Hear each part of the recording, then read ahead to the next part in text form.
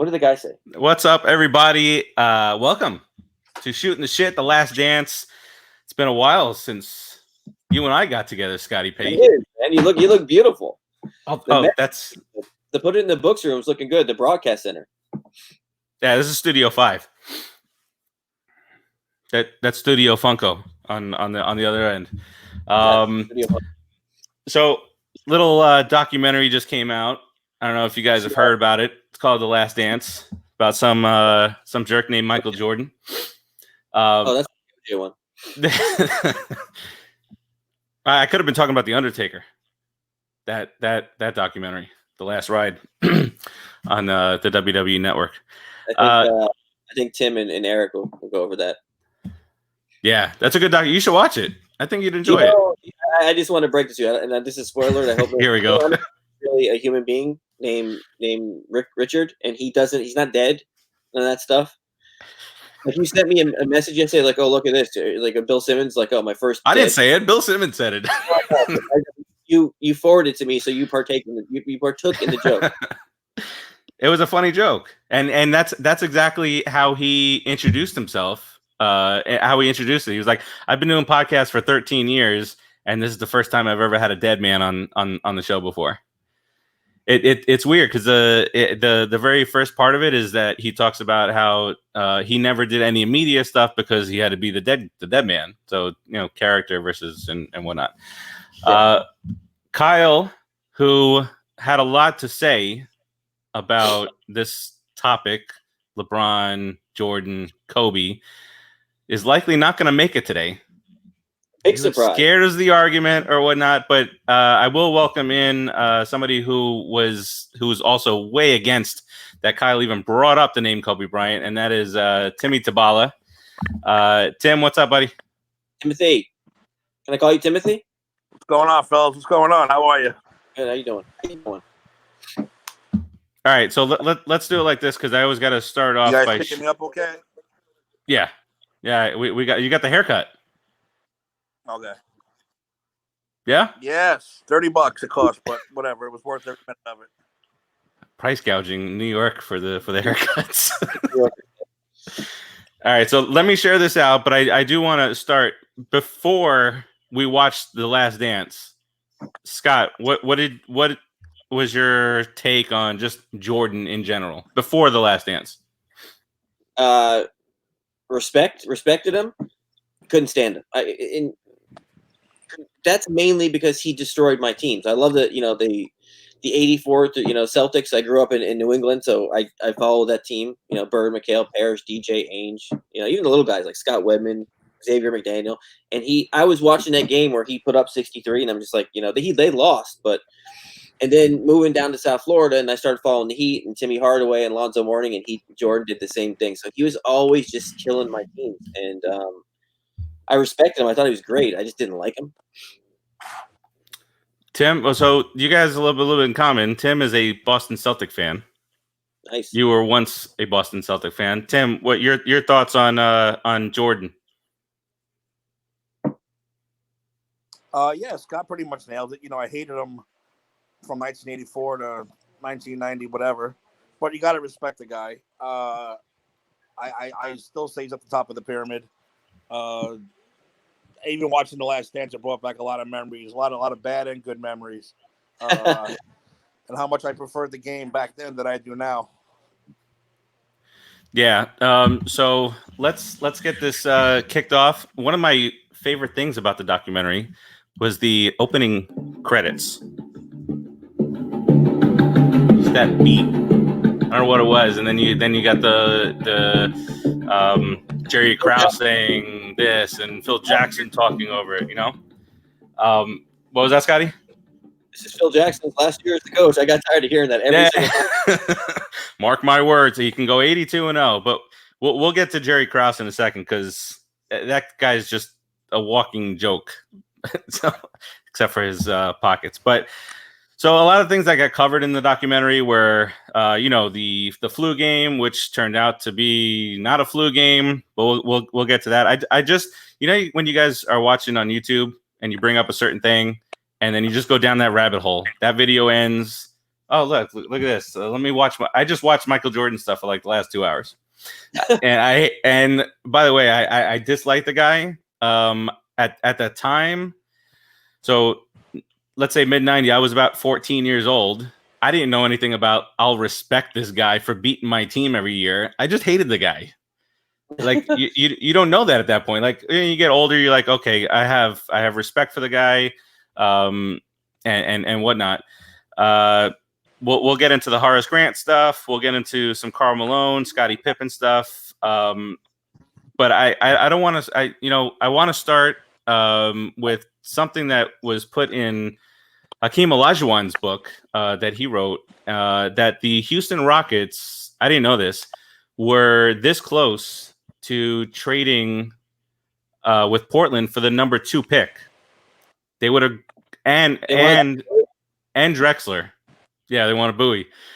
They would have had Olajuwon, Jordan, and Drexler. And Houston backed out of it. I know who the GM. Oh, Houston backed out. That's good by Houston, but yeah, I mean 83. I don't know who the GM was back there, but imagine that. Imagine that team. So let's start off at the Jordan gets drafted. Should have been a Trailblazer probably. Sam Bowie goes there at number 2. Ridiculous. Okay, he's a Bull. He comes in, does his thing as a rookie, gets hurt a couple years later, and because of just the way basketball is, lottery and whatnot, you want to get that. If you're heading into a lottery type situation, you want to stay the course. Michael Jordan, in his competitive state of mind, he wanted to play, and they didn't want him to play more than 7 minutes a game. And so the story goes is that he goes into Jerry Reinsdorf's office and says, "I want to play. I'm practicing 2 hours a game, 2 hours a day. I'm only playing 7 minutes a game. I want to play more. The math doesn't add up." And he says, "Well, we got to look out for the future. If you have a headache and you got 10 pills in front of you and one has cyanide in it, are you going to take the chance on it?" Jordan says, "Well, how bad's the headache?" And he's like, "All right, you can go play." He convinced him right there. So he grows up in the times of Larry Bird, Magic Johnson, all those guys. Drexler's coming up, Olajuwon's coming up, Ewing's coming up, Barkley's coming up, and it is Raisin's watching us. Say, hey, losers, take all the pills. Really? So Jordan grows up in this mentality that he is going to bring championships to the Bulls, much like the Big Three did down here in Miami, saying that they were going to bring championships. And then he runs into a buzzsaw in the Detroit Pistons and Isaiah Thomas. You guys have any real-time recollection of what happened back then with Isaiah Thomas and the Pistons and Bulls rivalry?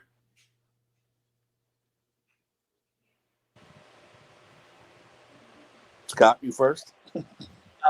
Yeah, I do. I remember. I think the documentary, more than anything, not more about Jordan, it made me hate the Pistons even more. I hated the Pistons, and that's from the Celtics. I remember. I think it was Isaiah Thomas that said that if Larry Bird were black, he'd be just another player.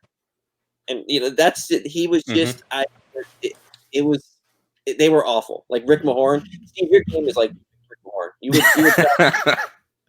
So that's Brad. Yeah, I remember all of it. I just hate them more. Timmy? Yeah, actually, that was Rodman who said that, and Isaiah Thomas agreed with him, and that's what started that whole thing during the playoffs. Like you just said before, when you're younger, you just hate. I hate Magic Johnson. I hated Magic Johnson. I hated this one. I hated that one, just because that's what you do. But you get older, you start seeing things better. You're like, okay, I respect Magic. I understand he's one of the greatest players. But the Pistons, never. I despise them to this very day. I would slap Bill Laimbeer in the face if I could. He'd probably beat me up not still because he's an asshole. But I hate that team, and I always will hate that team more than any other team in history. except maybe a few Red Sox teams here and there. But that's besides the point. But yeah, I can't stand easy. And no one can. You ask Bird, all of you asked him to this very day. None of them hate. They all hate that team still. Yeah, and then 20 years later, Isaiah Thomas gave me more reason to hate him. Took over the Knicks, signed Eddie Curry, signed Jared Jeffrey. Jared Jeffrey is 6-year, $40 million.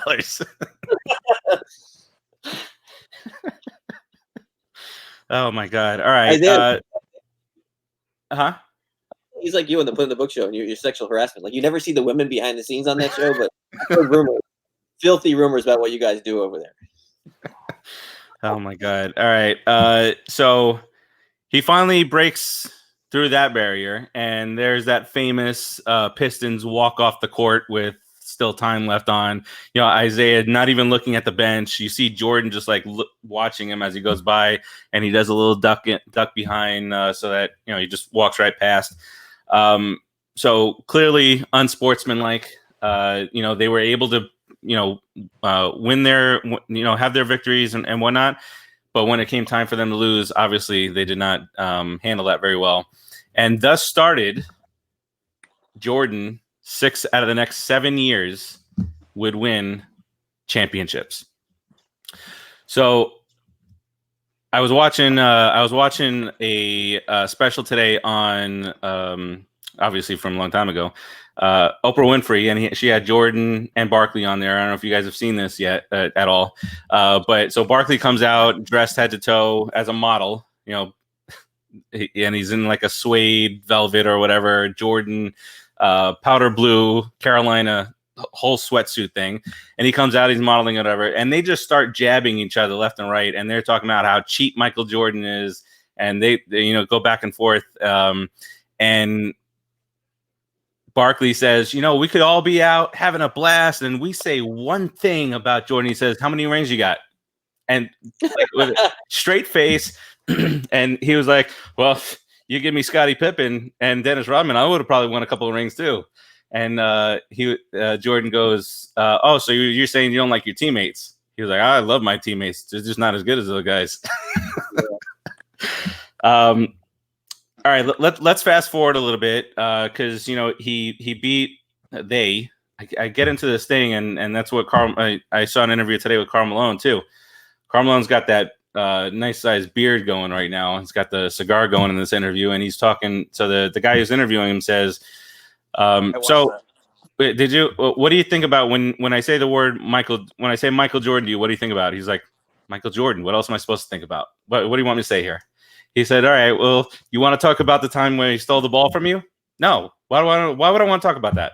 Why are you asking me these questions?" He's like, I never thought of it as playing Jordan. That's what we did. As Knicks fans, we're playing Jordan tonight. We can't lose to Jordan in another series. It's always Jordan, Jordan, Jordan, not about the Bulls. And he talked about how he was pretty badass during his time also. What do you guys think about how Jordan was portrayed as a teammate in this thing? You want me to go first? Whoever. When you grow up and you watch the Bulls, you knew that. You heard the story. Same with Magic, same with Bird. Like they were huge trash talkers. That was my favorite part of the show. Like the last year didn't tell me anything new, but I like seeing like Magic and Jordan and Bird and Jordan, and just go back and forth at it. And I actually enjoyed how he talked to his teammates. He wasn't a good teammate, but he said it the same way. He's like, "Look, you need to get on my level." I mean, when you're playing with Will Perdue and Bill Wennington, I think you're gonna do the same thing. Luke Longley, your neighbor? Longley? Yeah, no, he's not my neighbor. Dan Skip Allen is joined, and he's saying he did not watch the documentary, but did watch Jordan throughout his career, and he's the greatest athlete I ever saw play any sport in my life. Played in the era of defense, and literally players couldn't touch him when it mattered in games. Yep. He also, hold on, Dan Skip Allen also told me that Larry Bird is better than LeBron James. Picture Larry Bird playing defense on LeBron James. Did he say that? Oh yeah, 100%. Okay. 100%. Dan, Like, Dan, yeah. Dan. Let's call Dan out here. At that point, I was wondering if he escaped a mental institution. Who gave this guy a phone? What the hell's going on? Dan Skip Allen. Man, so it's like I got three Celtics fan or former Celtics fans in here. How do you like the Celtics? You are in New York. Why don't you like? Yeah, Tim, tell him your Celtics story. Oh, my dad, my father. You know, when you're a kid, you like everything your father likes. I'm a Giants fan. He's actually a Dodger fan. But there was some circumstances that made me switch when I was very young to the Yankees. So that's all. He hated me for that. Well, not hated me, but he was very upset with me at that. And he was a Celtic fan. He grew up with the '60s dynasty. Bill Russell and Havlicek and all those guys. So I just never switched. And I'm not a switcher. No matter how bad they get or how much you're like, wow, I like a Boston team. It's kind of hard. But I can't switch. I don't believe in switching. I hate people who switch late in life for no apparent reason whatsoever, other than them sucking. What about guys who were a Heat fan, and then a Bulls fan, and then a Lakers fan, and then a Heat fan again? Who's that?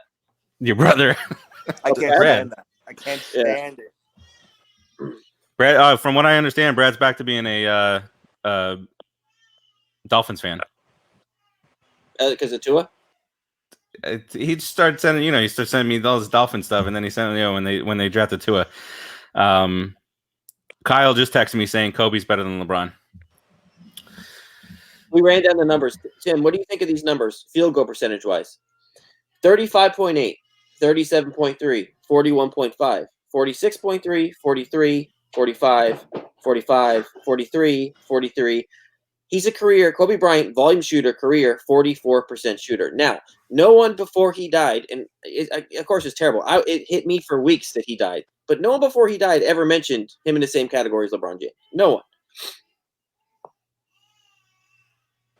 He's sending me articles, and he's spamming my phone right now, Kyle. Where do you have LeBron in your top 10?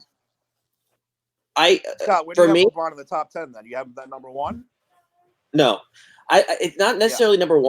I would put him at 2, easily 2. I've seen, I've seen Jordan live, I've seen Magic live, Bird. To me, LeBron James he does everything. Guards all 5 positions. My German Shepherd's about to attack me. He just makes his teammates better. That Kyle's going to throw the ring thing at you, and that's why I say Robert Horry, Dan Marino. I'm going to quote Kyle on one of his. He was talking about Dak Prescott on his Twitter. Listen to the experts, not just someone talking noise. So Kyle, I need you to listen to the experts. Okay, I need him to watch more basketball. Yeah, I think we could. I don't think there's an argument. I hate Kurt Rambis, Kyle. Oh, that's right. You were gonna say you were gonna talk about that. Why do you hate Kurt Rambis so much? Besides the obvious. I just want to slap the glasses off his head, man. I can't stand that guy. He's another one of those guys. I grew up watching that, and I think I told you guys the first basketball game I ever watched in my entire life was the '84 Finals, Lakers Celtics, and I got hooked right away. And yeah, Kurt Rambis. Oh man, can't stand that dude. Yeah. So I asked you guys about the teammate part because I was annoyed at the end. I don't remember what episode it was. I was annoyed with him starting to shed tears because of the way because when they were talking about him as a teammate, and I was trying to get the most out of all my guys, and then he starts tearing up. I don't even think he teared up when he talked about his dad. He's tearing up about how he came across as a teammate. So I completely get him getting on people and getting on people in practice. You hear about the dream team thing where they played against each other, practicing in that big bubble dome or whatever it was, and Magic Johnson said something to him and he just lit him up the rest of the way. He scored the next 18 points in that game. And I appreciate an athlete that can. That's a bark. That's a vicious bark right there. I appreciate an athlete who can go out and do whatever they can try to do to motivate their team. But now all these years, now he's getting choked up about it. He if you read some of the articles over the last couple of days, Scottie Pippen's not happy about this documentary because of some of the things that Jordan said about him. Horace Grant is pissed. Like he's like calling me, he wants to fight him. The Scottie Pippen thing where he thought that he was underpaid, and he was, but he signed the contract. The time where he sat out final play against the Knicks, they wound up winning the game anyway. But just all these things and trying to drive his teammates, and then now he wants to shed some tears about it. So I was like, all right, Jordan, just end this episode already. Let's talk about Pizzagate real quick. The Pizzagate thing. So all this time, we're led to believe that this was a flu game. Jordan says in his Hall of Fame speech, the flu game, and now it's the food poisoning game. So what is it? They said that five guys came to deliver a pizza because Jordan missed dinner or whatever, and there was not. It's Salt Lake City. The city shuts down at 8:00 when there's not a Jazz game going on. So he orders a pizza. He supposedly he says that 5 guys showed up, and then he got sick after the pizza. You see the pizza guy. I don't know his name. That's disrespectful. The pizza guy. He was an assistant manager of that pizza place. He comes out now and he says there's 2 guys. He made the pizza. He delivered the pizza because he wanted this, and he was a Bulls fan. So what do you guys think? First of all, why are we just hearing that it's a food poisoning game now? Why is the flu game all these years and now it's the food poisoning game? Yeah, yeah, exactly. All these years later, now it's a food poisoning. It doesn't make any sense whatsoever, none whatsoever. And it's amazing but yeah, 5 guys, and he insinuated slightly that he was poisoned by this pizza. Mm-hmm. I mean, that's what I picked up from it. I thought he was kind of saying, "Oh, I think the 5 guys poisoned me to get me sick." That's how it came off to me. I don't know if that's how you came off to you guys. But real quick, too, what you said before, and then I'll stop. What you said about how Jordan, his teammates with Bird and Magic, the difference, I think, is, yeah, Bird was intense, but I think his teammates liked him. Johnson was the same way, but his teammates liked him. The Bulls does not seem to like Jordan as much as those other 2 guys got the respect. Of course, they liked him because they won. They got the rings. But to me, it didn't seem like they liked them the way Bird and Magic were liked. And that's a good point. Jonathan Weinstein says MJ is the best of all time and also the biggest dick of all time. Such a petty dude. His Hall of Fame speech, what an asshole. You can't get past any petty grudges. He has not evolved. Dan Allen says Larry is better than Kobe and LeBron. No questions, hands down. It's ridiculous. A different era. Like Bird was great. He's my second favorite player of all time. D Wade, number 1. But he would just different era, different athlete. He would get lit up by those 2. I can't even picture Bird playing D on LeBron or Kobe. No, I mean it's such a different game now. Like Tim, you mentioned before, the beating some of these guys took in the 90s. Just trying to attempt to get to the rim on the Knicks, not to be a homer, but Oakley, Mason, all these guys are going to converge and beat the shit out of you down there. And no foul calls. Now you got ticky tack whistles up and down the court all the game. What do you? He's the only other guy that got abused every game. Oh yeah, he would get abused. Yeah, I'm not gonna say Bird. I'm not going to say Bird was better than those guys. You're saying how Bird can defend them. But Bird was a tough. Like I said, I am a firm believer in different era, different games. I don't know if LeBron could survive in the games of the 80s and the 90s. I don't know. Again, I'm not going to say Bird is better, but I do think Bird could defend them for one simple reason, because he'll knock you on your ass. He was tough and he was strong, and people don't give him credit for that. But that goes to almost any guy from the 80s and the 90s. I don't know if these guys today, especially right now, they could never play in that era. And that goes for every sport. That goes for football too. Tom Brady ain't going to stare down Michael Singletary or Lawrence Taylor. He'll get his ass beat every single time with those rules and those different things back then. I don't know about that. In different eras, but I'm not going to stand here. I'm not going to stand here and say Bird is better than this one and that one and this one. But again, different eras. You don't know. Yeah, I think when you talk about LeBron playing back then in the '90s, I still think he's just too big to do certain things with, and I just think that nowadays, like he adapted to the game of of his time, and he flops. There were floppers in the '90s got their ass beat. But I think he did well to adapt now, and he gets the calls and whatnot. But I think that he's just too big to not be able to survive '80s and '90s. LeBron, other guys in the league are built Jordan-like and whatnot. Center guard hybrid. Yeah. The first point center in history. Hybrid. It's just a different era. I knock the guy like that, but yeah. But then let's take Jordan and bring him now against athletes. I mean, there's that picture. I don't know if you sent me or someone sent me where it's like 3 white guys with their eyes closed like this, and Jordan just shooting.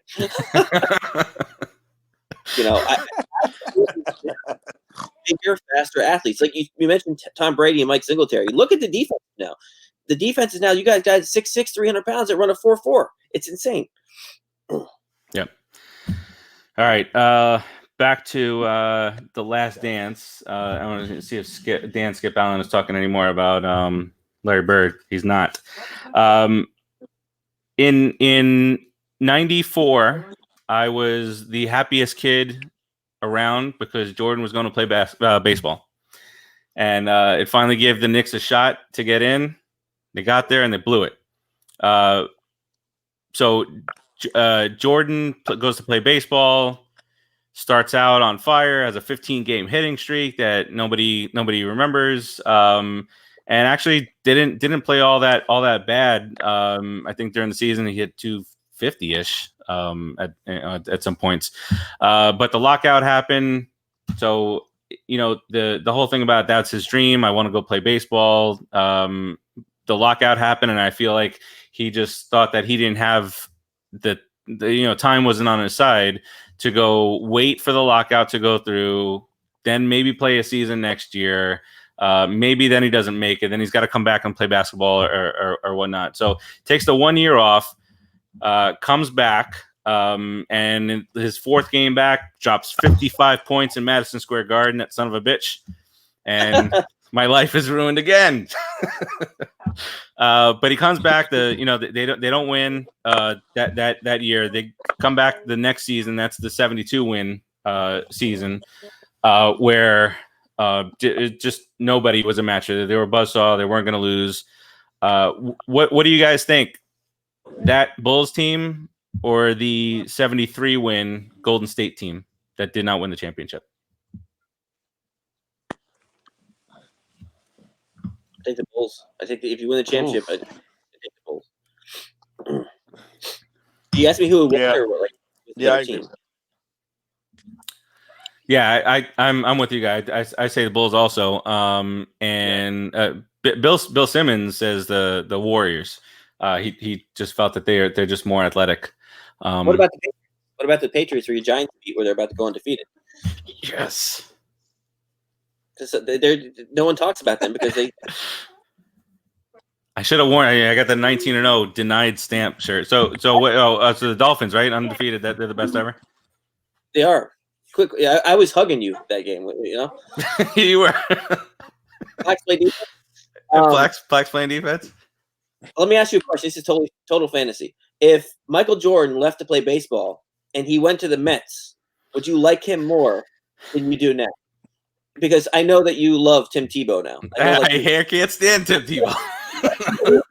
I hated Tebow in college. I don't care, what kind of a person he is. I don't care if he donates millions of dollars to the African Foundation for this and that. No, his penis in Uganda. Why wouldn't you love this guy? I can't do it. No. These put in the books guys love their Mets. That's the only reason they can embrace Bartolo Colon and Pedro Martinez and all these other idiots. Like Pete Alonso, I've never heard so much about him. Like this guy, you look at Steve's face right now. He glows when you talk about Pete Alonso.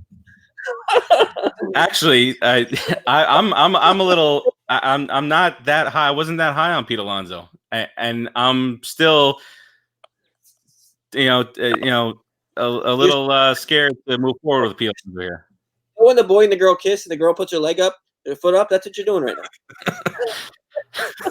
That Keith is in love. Keith is in love with Alonso. Got to bring up the Mets, don't you? No, just change the show to the Pete Alonso hour. I didn't mention him at all. You want a Pete Alonso card? That's why they never give away. That's why they never give away those cards. They don't. They can't. They can't give away those cards. No, they give them away. There's someone named Keith Lairs. That he's the one who wins it. It's always a random guy, or Keith. No one that we know. It's kind of like when we talked about. Remember we talked about Eric being Buffalo Bill, and we never see him the same place, same time. Do we know anyone that's received a Alonso card? Because I don't think so. Yeah, this guy Dominic won one once. This guy Dominic. Your last name? Camarda. I'm kidding. Listen, Dan says Tito Francona said it was a waste of his time down in Birmingham, Alabama. Giants got lucky twice. Okay, Dan. Listen, Dan, and this is no offense to Scott at all, so don't take any offense. The last time the Mets, the one time the Mets and the Red Sox played in the World Series, the Mets won. The two times the Giants played the Patriots, the Giants won. The last time the Knicks were in the playoffs, they took down the Celtics. Get out of here, Dan. Done with you. We dominate you guys. All of Boston sports. Might have been 30 years ago, but it happened. All right, let's get back to this. A couple more things to cover. They went into just not championship wise, but yeah. Hey, that was the Knicks beating the Celtics that year. That was our championship. So most fun I had as a Knicks fan in 13 years before that. It's been a disaster. Jesus, talk about just being bad luck up here. 94 for the Rangers. 72, 73 for the Knicks. Giants, okay. Mets 86. That's you're on the time capsule. Aliens are going to dig that up. All right. Back to a little bit of Rodman. Talk a little bit about Pip. We talked about Pippen. He was. If you want to talk about it, it's the big three, right? That's where we had a big three: Jordan, Pippen, and Rodman.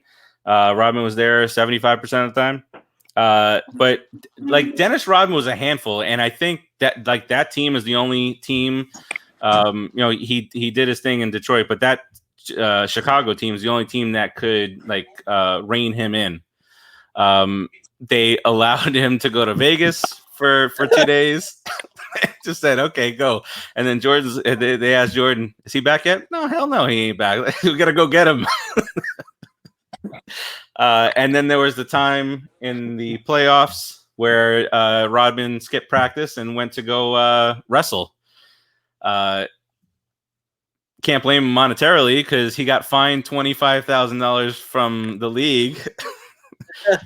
And he got paid $250,000 by WCW to go wrestle with Hogan. And it was hilarious because they were on a couch together, and Hogan's like, "What? This is worth missing practice." I can only imagine what the Bulls brass is thinking at this point. Rodman sitting down, his legs crossed with a cigar, with two girls here, Hulk Hogan there, more girls on that side, Eric Bischoff, whoever else was there. But do you guys agree that is that the only team that could have dealt with that? Your turn, Tim. I don't know. That's Scott, because I'm going to talk about the NWO after that. I think look at the teams now. All right, let me ask you a question. Can you imagine Rodman doing that with Pat Riley? No. Deion Waiters tried to do that. Deion Waiters. Deion Waiters is better than Jordan, he said. I couldn't believe the documentary, and Jordan knocks on the hotel room door, and he just walks to practice in his sandals. and socks and sandals and pajamas. So, and Phil Jackson really liked him because Phil Jackson was kind of like him. Phil Jackson was weird, man. Oh my, yeah, he did all the Zen stuff and barefoot practices on the mats and whatnot. Before Tim gets to wrestling, is Chris Hemsworth playing Hulk Hogan? Is this confirmed? It is, but Yes. yes. We heard a couple of weeks ago or a month or so ago, like he hasn't even read the script yet. Like he's confirmed to do it, but he hasn't read the script yet. Isn't Chris Hemsworth like too good looking to play Hulk Hogan?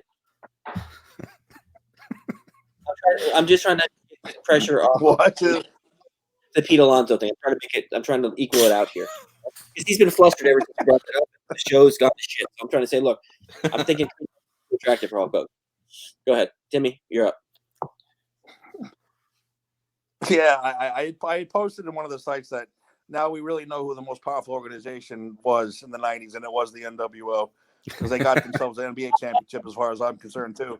But yeah, Phil Jackson is probably the only coach in history who can handle Dennis Rodman like that. But you know what? When you break it down, maybe if some coaches let their wacko guys do a little couple wacko things every now and then, we'd have less arrests. We'd have less issues. We'd have less problems. I mean, because the guy showed up on game day every freaking game.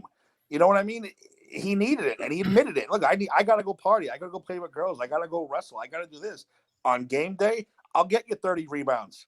I'll get your assist. And he did it every single time. But no other coach in history ever would have put up with that crap. I agree. Ever. And the only reason Jordan did was because, but even Jordan knew. This guy needs to roam a little bit to get his head in the game, and he always did. And he knew that he needed him on the court too. So you go get your other stuff out of the way, extracurriculars. Dan is saying, yes, he is Scott. Should have been thanked. Hogan. They should. Dan also says should have been thanked at that parade that year. They should have at the. They didn't do the parade. It was that big thing overlooking the park there. What's up, Jax? That rally, whatever they do. Yeah, a little Jax in the background there. Orange Cassidy's creeping up behind me. Dan also says, remember Scott Hogan was young at one time, and why can't I ever get on Shooting the Shit with you guys? Maybe next time, Dan. Well, you can't come on here talking that Larry Bird's better than the number one basketball player in the world. Just can't have you doing it. Let's go to a little bit of money now. So Jordan in that 96 season, the rumor has it that the New York Knicks offered him $25 million for 1 year, which was going over the salary cap, and that there was like endorsement deals. It was a lot of illegal activity going on. But Jordan basically used that $25 million offer to go back to the Bulls, and the Bulls gave him $30 million. So he was at that point, he was 129% above, like he was getting paid 129% over the cap. They were going to pay the luxury tax and whatever. And they said, if you would equate that to today's salary, that's $130 million in a year. That's what if Jordan make that percentage today. So obviously he didn't go to the Knicks. What do you guys think about Jerry Krause? I couldn't look at him. I just can't. Like, it just whack. I couldn't. I'm like, all right. I tried to fast forward it. Like when he started talking, they won the championship. He was dancing on the plane. I almost quit this show. I was like, I'm out. that was your Tiger King moment. I'm done. Yeah,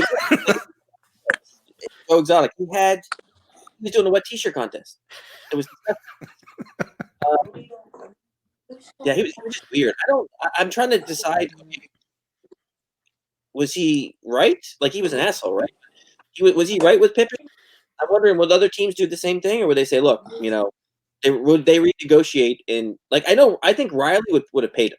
Would have paid Pippen. Yeah, I think like some guys would have restructured the contract because clearly he was worth a shit ton more than what he's getting paid. What was it? 7 years, $18 million. something stupid like that. Why did he have? You have to go to the press and say, "Oh, this is going to be Phil Jackson's last year." Does it like that? I don't get it. Like, what do you get from that? But the rest of most of us would beg, like on our hands and knees, crawl for 6 rings in 7 years. And this guy is not. The season hasn't started yet, and he's ready to tear it up because he wants to hurry up and rebuild before they lose it. And at the end, one of my things was like, if he didn't say that, would they have come back? And Jordan said, I would have come back if Phil would have come back. Scotty might have been a different story, but I think he would have wound up coming back. They would have paid him. But how like. You won 5 championships in 6 seasons, and then at the beginning of the season, all right, Phil's done. I don't care if he goes 82-0, he's out.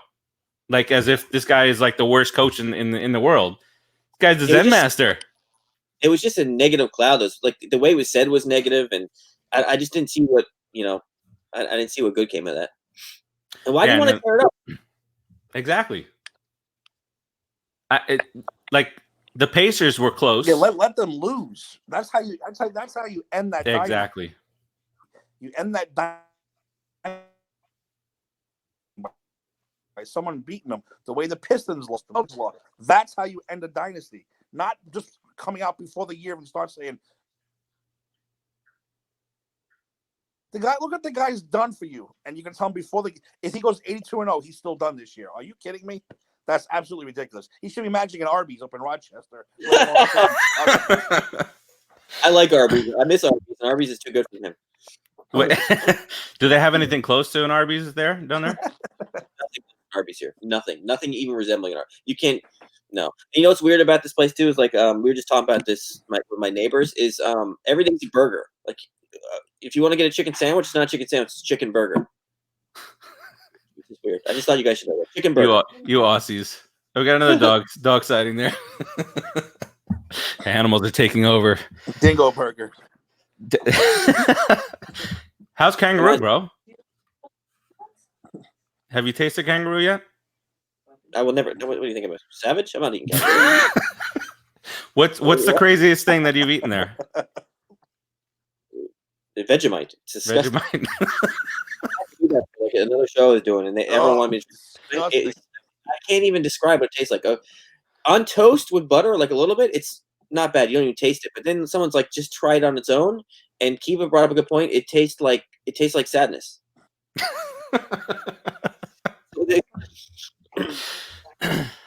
It tastes like something you should be putting on your pipes to keep your pipes. You had it, Tim? Solid. It's nasty. I tried it once. I was like, I can't do this. So gross. What's it called? I forget what it's called. The stuff you spackle your walls with. Spackle. It's nasty. Here we go, guys. Here we go. Here we go. Jesus Christ, here we go. What up, clowns? You're outnumbered here. Kyle, what's up, buddy? Steve, did you show Scott the article I sent you? I did tell them that you were spamming my phone during the show. So it's no big deal. It's just an article where Jordan's talking about how Kobe's better than LeBron. Because he died. He died. It's from 2018, Scott. Come on. Did you hear? Watch the documentary and hear how Jordan was talking about Kobe in the documentary? That's pretty much how Kobe was. It's not about Kobe, though. That's not what the documentary was about. No, I know, but you see the snippet for you, the little window in time where he was talking about Kobe. This guy just throws anything up. He'll just. Did you hear the show when I was going through the field goal percentages? He's a career 44% field goal shooter. That's awful. It's not awful. Are you kidding me? He's got 5 championships to show for it. Oh my God. Rings. Thanks to Shaq. Stop it. Yeah. Rings. How many does Kevin Durant have? 0.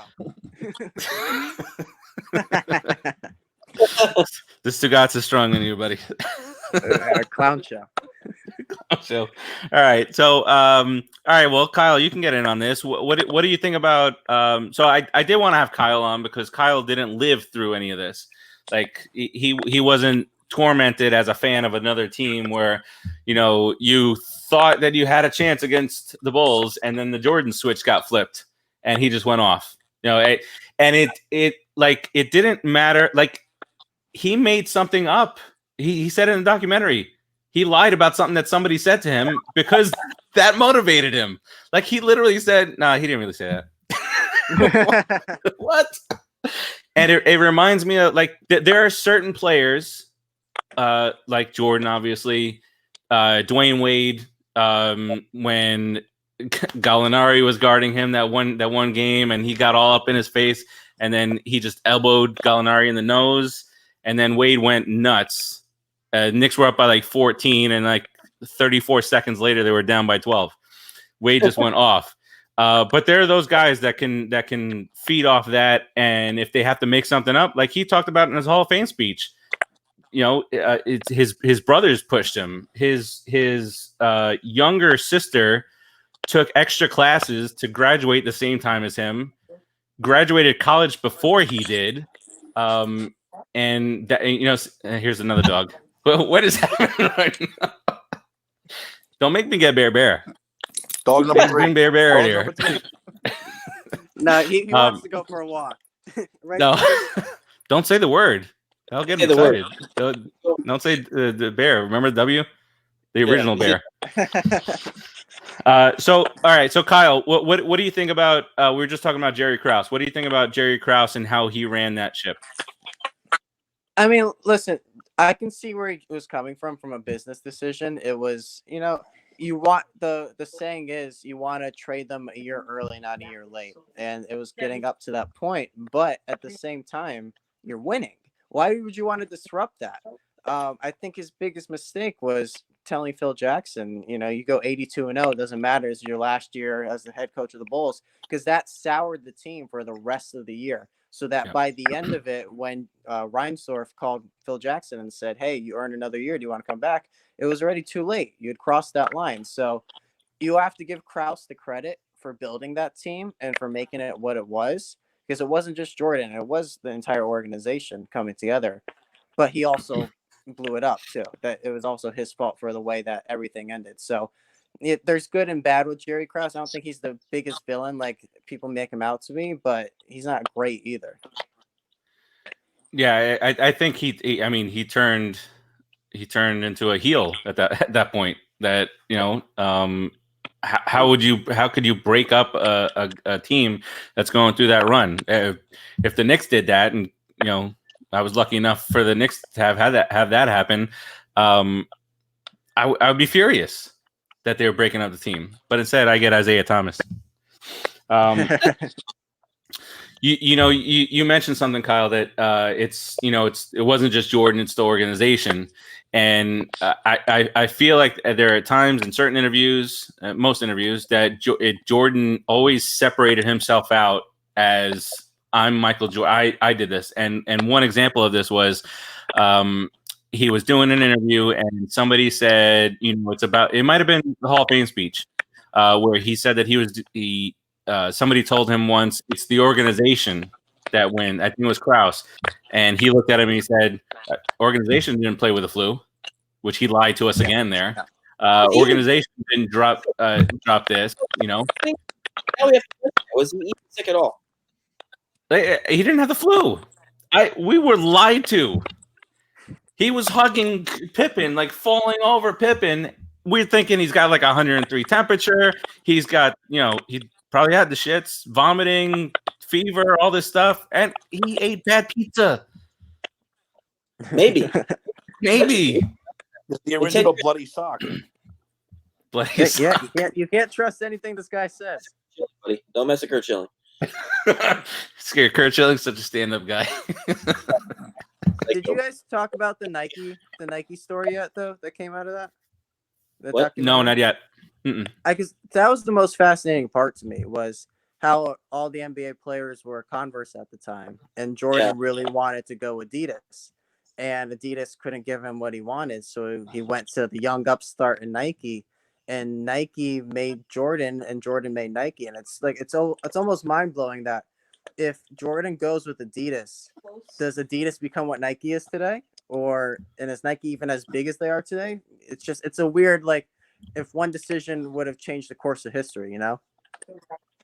Yeah, I think without a doubt, the roles are reversed there. I think I've never owned a pair of Jordans in my life. No, I love Jordans. I had Jordans my brothers and I collected Jordans. Yeah. Scott, your brothers talk about version this and this one and that, the 2.0s and 7.8s, and I have no idea what you guys are talking about. Back to what you said about, how Jordan would separate himself. The way that I look at the Bulls and the way I still look at him is it was just Michael Jordan. Yeah, Pippen was great and all that stuff. It was Michael Jordan that I saw him. It was I destroyed my childhood. He's the one. It was always him. It was always him hitting the shots. It was always him killing us. It wasn't, I don't care about Paxson or any of the guys, Bill Cartwright and his weird free throws. It was always Jordan that killed my teams. It was always Jordan. That's it. And it goes back to that part where I said you always thought you had a shot because he would let you think you had a shot, and then he just turned it on. Like the one of the worst memories as a Knicks fan, and there's a lot, was the year that the Knicks took a 2-0 lead on the Bulls, and then the damn media has to go out and say, "Oh, it's because he went to Atlantic City." All right, I'm gonna prove your ass is wrong. Now they took the next 4.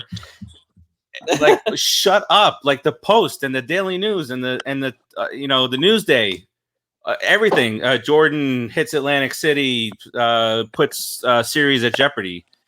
As soon as I read that, it was something along those lines. I was like, the Knicks are done. We're done. He's going to turn it on. He's going to get in Starks' face. He's kind of like a drug addict. Yeah.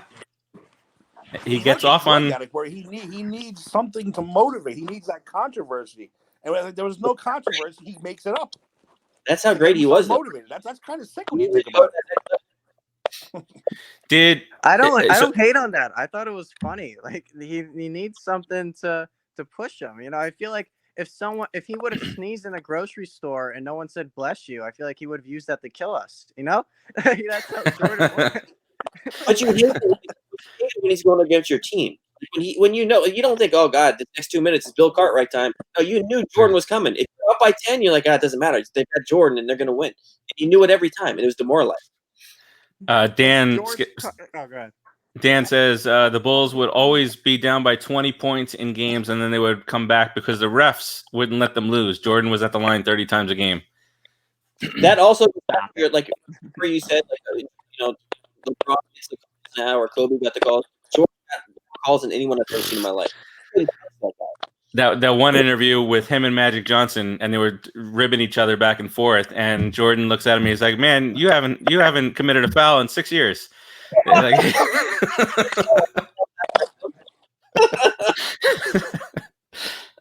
all right, let's get into a couple of serious things. So the gambling stuff, was it that big of a deal, do you think? I mean, the guy's gambling with a security guard with long gray curly hair, flipping a coin up against the wall to see who can get to the wall closest to the wall.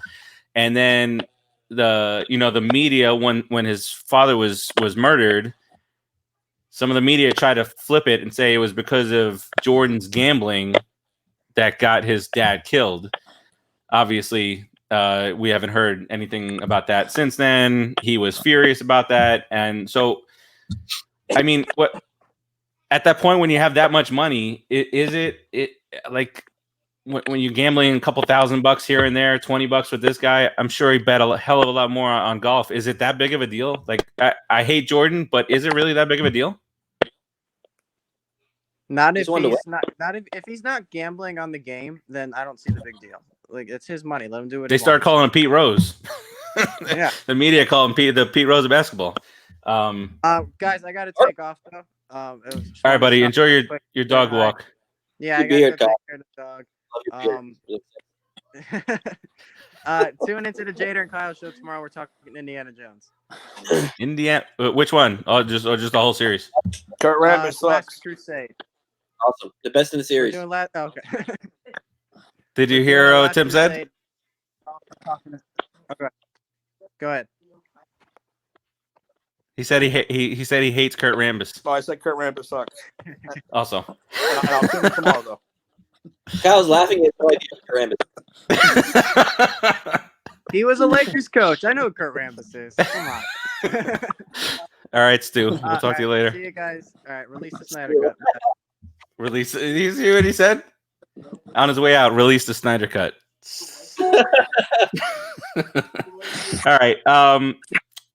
Just to wrap things up here a little bit, I did want to talk to Kyle about his rings thing. You know, Ewing, Barkley, Miller, Malone, Stockton, Nash, Mutombo, Wilkins, Iverson, all no rings. Is Steve Kerr better than all those guys? He's got more rings than all of them put together.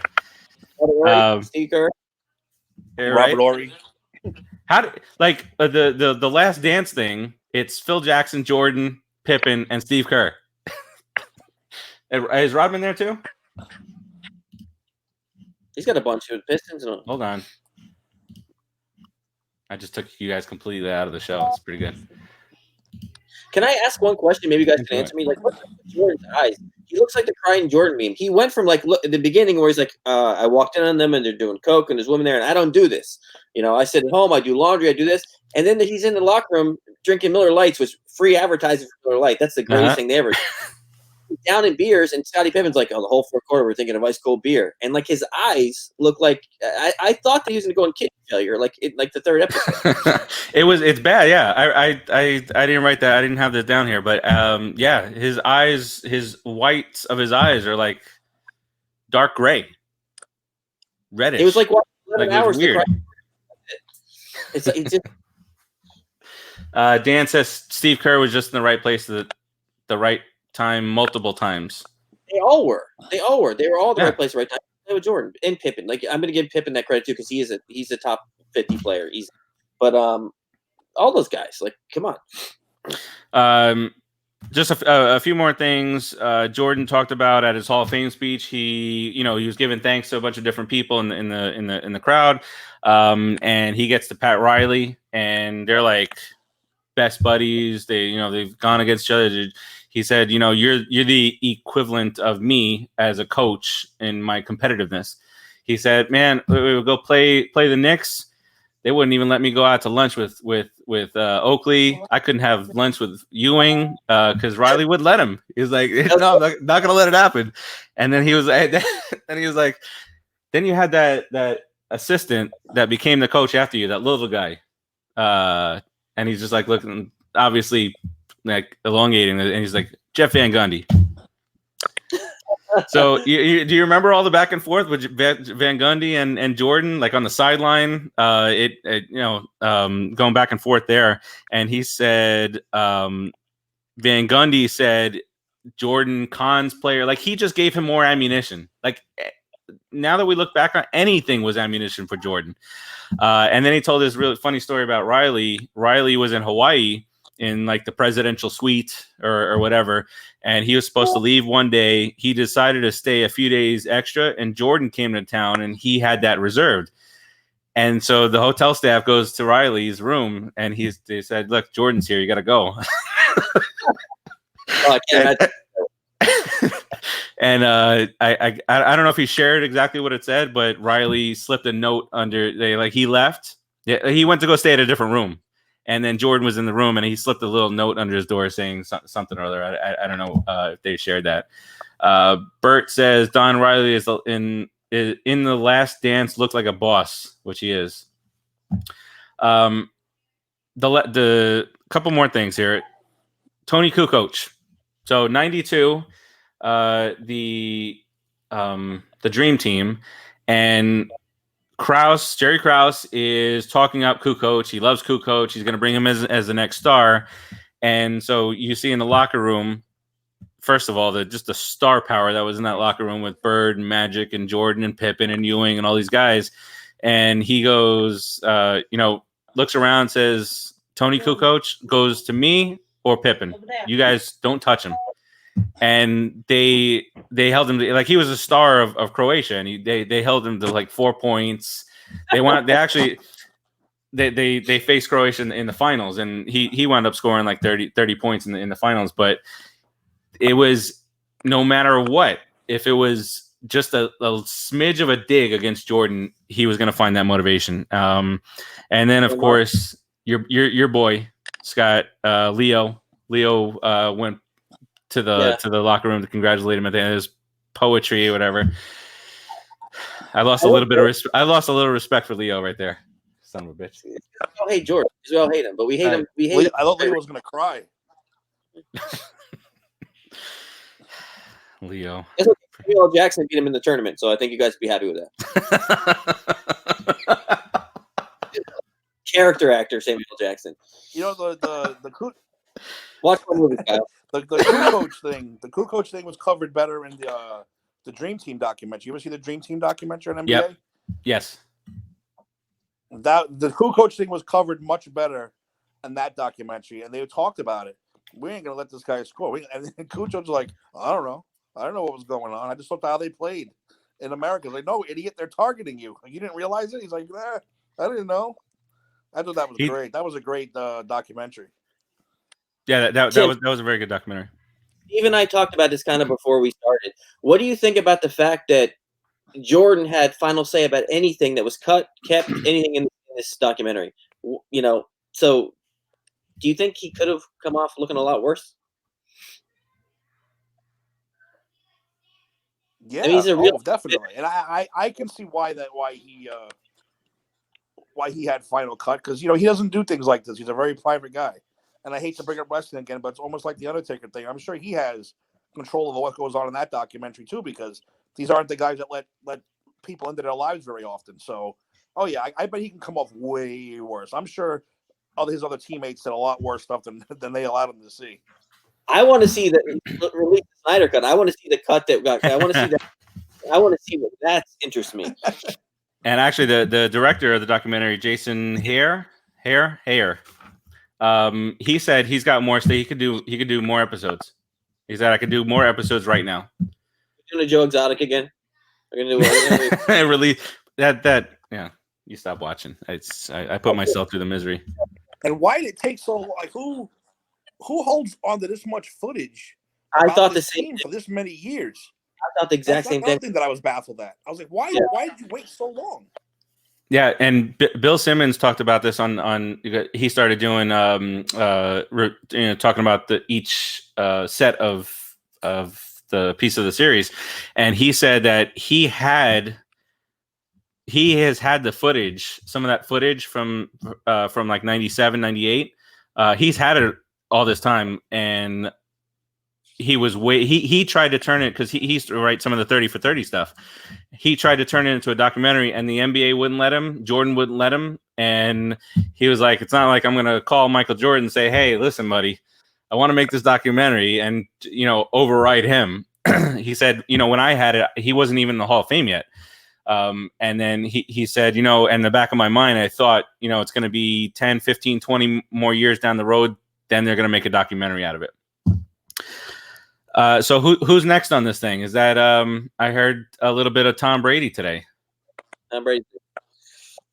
What? It's so like he's not even retired yet, guys. Like, relax, chill out. Tom Brady's a short passes. He's a short pass kind of guy, except for when he had Randy Moss. Randy Moss, you ever try to play Madden against somebody who's using Tom Brady and Randy Moss? Done. He jumps over 17 guys over there. Will Tom Brady allow the giant Super Bowl stuff in there? It better be in there.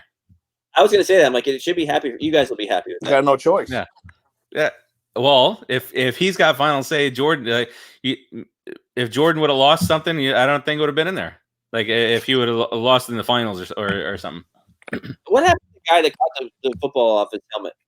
Where is he? Like, is he like? I can picture him like he's in New York, surrounded by like 8 hookers, and he's doing cocaine with like a hero. Like, what is he doing now? What's his name? Tyree? No, I met him. I met him at a Binghamton Mets game, and they had David Tyree night, and I met him. I got a picture with him. That's awesome. What a great catch! That's a Binghamton Mets game. That's double A. Double A. But I still got to meet him. It was pretty cool. Think about how history changes. If that guy doesn't make that catch, he's working at Best Buy somewhere. Now you're meeting him, taking pictures with him. And we watched the Super Bowl together. It was me and Scott, his other two brothers, and Brad was the only one that was rooting for the Patriots. His Brady jersey. Because he was in the Brady jersey. And so we're watching, and first of all, I thought Eli got sacked. And then he gets out of it. I'm jumping up and down. He heaves the ball. The guy catches it. I'm like going crazy. Then the touchdown. And then when the game was finally over, I look over, and Brad is hauling ass to the bathroom. He doesn't want to see. He just locks himself in the bathroom. All right, fellas. I think we covered most of everything. If not, we'll turn this into a 10 episode series. Let me ask you, walk away feeling different about Jordan when it was over? So you mentioned that Jordan had final say, and Jordan, even with the final say, was afraid that people were going to think he's an asshole. And I actually found myself at some points he is an asshole. He is. But I found myself not hating him as much during the first part of the documentary, and then when it's like Reggie Miller almost didn't do it because it was too painful for him to talk about this again, and it was like if there was I blame this on coronavirus. If there was no coronavirus, I might not even watched it. I probably would have watched it, but it's like the only thing that's on your mind. So it brings me back to those days where it was just the worst. It was so painful watching those games. It's like it was like my parents died, and this is like number 2. It was. I was like, oh my god, I remember that game. It was awful. It was terrible. But it didn't. I just don't want to see Jordan again for a long time. I'm done. I don't want to do it. No. Like even in the games that. John Starks was like 6 for 7 for 3. Ewing was hitting everything. Oakley was getting every board, diving into the crowd. Knicks are up by 14. All right, they lost by 7. Okay, what happened? It's just the Jordan effect. At least my team was done by then. Yeah, my team in those days, the rebuild began after Bird retired, so it didn't hurt me as much as it hurt you guys. It was horrible. I want one vision in your head, because you're this whole, like, you're talking about, like, oh, he couldn't play in this era. I want you to picture LeBron James guarding John Stockton in his short coochie cutter shorts. I don't know what you would do to John Stockton. I want you to remember that. Keep that in your I was just about to mention something. I can't remember it anymore. That's it. I'm getting old.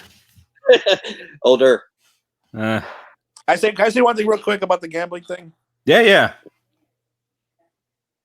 See, I don't think he had a gambling problem. I think he had a competitive problem, because I know someone just like that, to the point where we were betting on the Golden Globes one night, throwing dollars down for every category. What category? Best actor, throw $1 down. Betting this. Who's best foreign language film? Oh, we never saw any of them. I'm going to bet this one. We'll bet on boogers going down the wall. It's just there's some people who are like that. And Jordan, with all his money, it just seems a little bit more extreme, because he's willing to drop $50,000 on a poker in 2 hours when most normal people can't do stuff like that. And as far as his dad's concerned, I don't believe that for 1 second. If you look at where his dad pulled over to take a nap, no one should ever pull over in that parking lot ever, no matter what time of day. It looked like the most shadiest place in the history of North Carolina, wherever the hell he was. He just made a horrible mistake, and 2 idiots robbed him and took his life for it. I had nothing to do with gambling. I don't believe that for 1 second. Yeah, I mean that was just a dumb direction from the media. Something to get him riled up again. Who knows? All right. We know Greg Levine. We know the same guy. Like, he would bet me, I'll bet you I'll get home. He's a professional poker player, and he would bet me, like, all right, we go to the movies, like, I'll bet you I'll get home before you. We all know that guy, and I 100% agree with you. He just wanted to win. Yeah, you bet on what trailer comes first. We know this trailer. All right, what's coming first? Spider-Man or this one? All right, here's $1. Everyone throw $1 in. It's like, dude, I'm not betting on this crap anymore. I got no money left.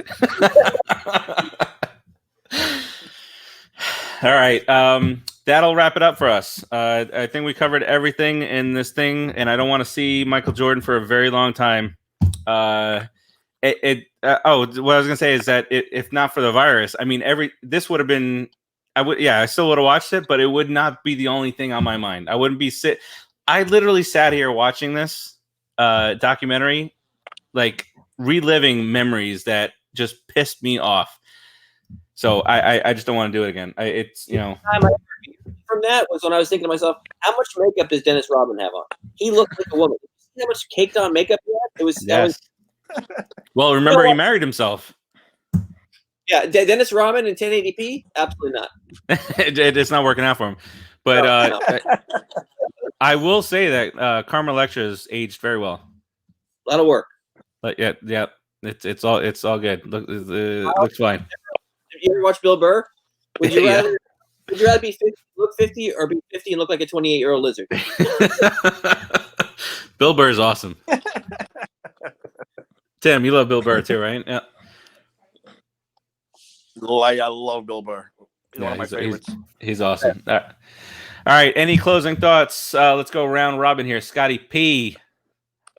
Just with you, because I'm done with Jordan. I'm done. Like he hurt me again. I didn't think he could hurt me ever again. He hurt me again. Yeah. You know, just like rape victims and the people get molested. That's how I felt. I mean, it's inappropriate. It is what it is. Nothing's inappropriate when it is what it is. Yeah. Timmy. No, I mean I enjoyed it. I enjoyed it very much. I do hope he come out with more stuff like this. Why wait so long? Again, no idea. But yeah, do I still hate Jordan? Yeah, I hate him as a Chicago Bull. I don't hate him as a human being, even though he's quite dickish. You know, it's a big difference between hating someone as a sports guy and hating someone as a human being. Like, sorry, Scott, Kurt Schilling. I hate him as a human being, not just a Red Sox player. But no, I enjoyed it. I enjoyed it very much, and I hope they do a bunch of these things. I mean, I'll even watch the Tom Brady one because I do want to see him cry about those two Super Bowls, and he's gonna cry about those 2 Super Bowls. I want to see one. I want to see it like a 30 for 30 again. I'm sure I think I already saw something about it with the Red Sox coming back. You know, down 3-0, the Yankees. Johnny Goodman, Bill Mueller with the grand slam. Yeah, there was one. Yeah. You want to watch it again? He's like, I see his eyes just getting smaller. Yeah, he said it don't affect me. You just slapped your dog. Don't tell me to. I'm over it. You're over it. It doesn't affect me. You're over it. If I could do one over again, I would do 2001 over again. 2001, I would want back because of 9/11 that year. Because of 9/11. 2004, all right, I'm over it. Whatever. Yeah. Yeah. All right. So that'll do it for us today. You got the Jader and Kyle show. Forgot both of their names for a second. Coming up tomorrow. And then next week, Scott, do you and Kiva have a movie lined up for Monday? We don't know. I don't know the movie yet, but we'll be on Monday. Okay. So that's Monday, Tuesday, the Just Too Sweet show with Timmy Tabala and Eric. Wednesday, the Put in the Book show, where we will hopefully have some updates on whatever's going on in the baseball world. And then that's it. So we will talk to you guys next time. This has been Shooting the Shit, The Last Dance. Tim, we appreciate you joining.